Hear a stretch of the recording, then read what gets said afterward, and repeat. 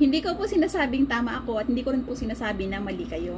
Ang dami pong nag-react doon sa video ko na sabi ko, may nagtanong kasi sa akin kung paano daw kung meron silang kalapit na kamag-anak tapos may sari-sari store. Kasi gusto niya mag-open ng sari-sari store kasi nga full-time mom siya at gusto niya rin kumita ng pera. So, halos lahat talaga, karamihan talaga nag-agree doon sa sinabi ko na i-push niya yung pag-open kasi nga hindi naman sila mapapakain ng mga kapitbahay nila o ng mga kamag-anak nila kapag wala silang pambili ng pagkain. Pero merong isang nag-comment doon na sabi niya, pagsisimulan daw yan ng gulo. Kung hanggat maaari, sabi niya, di mag-isip ka ng ibang business, ganyan. Tapos yung mga nag-comment na din doon na, oo nga, sabi nga yan, para maiwasan na yung gulo, edi ibang business na lang yung i-open mo, wag lang sari-sari store.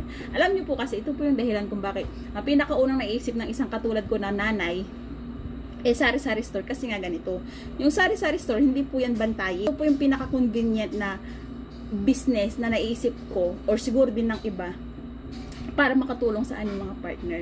'Di ba? Kasi ang tindahan, hindi lahat ng oras namin is nandito sa tindahan. Pwede po kami nag-aalaga ng anak namin habang nagtitinda, pwede po kami magluto ng tanghalian namin habang nagtitinda, pwede kami maglaba habang nagtitinda. Yung tindahan, matrabaho din po yan, pero hindi sa lahat po ng oras ganon. May darating kaming deliveries or mag-a-arrange kami ng paninda namin, pupunta kami sa mga supermarket, pupunta kami palengke para mamili ng mga kailangan namin sa tindahan. Doon lang po kami nagiging busy. Pero most of the time po, talagang hawak po namin yung oras namin. Nakakapag-focus po kami sa mga anak namin na kumikita po kami ng pera. At higit sa lahat, alam nyo, katulad ko, ako po isang OFW dati. Pag uwi ko ng Pilipinas, ang pinakaunang naisip ko na pwede kong gawing negosyo is yung sari-sari store. Alam niyo po kung bakit. Kasi nga, nung bata pa ako, meron kaming tindahan, hindi nawawalan ng pera yung nanay ko. O, totoo yan. Di ba totoo? Kasi ang kita namin is araw-araw. Hindi po katulad sa empleyado. Kasi ako po, matagal din po ako naging empleyado.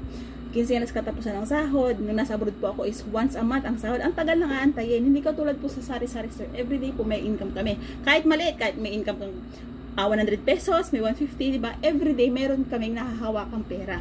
Everyday, pwede namin gastusin iyon para sa mga pangangailangan namin. Hindi na namin kailangan mag-antay pa ng kinsenas, hindi na namin kailangan mag-antay ng katapusan para lang masustune yung aming mga pangangailangan.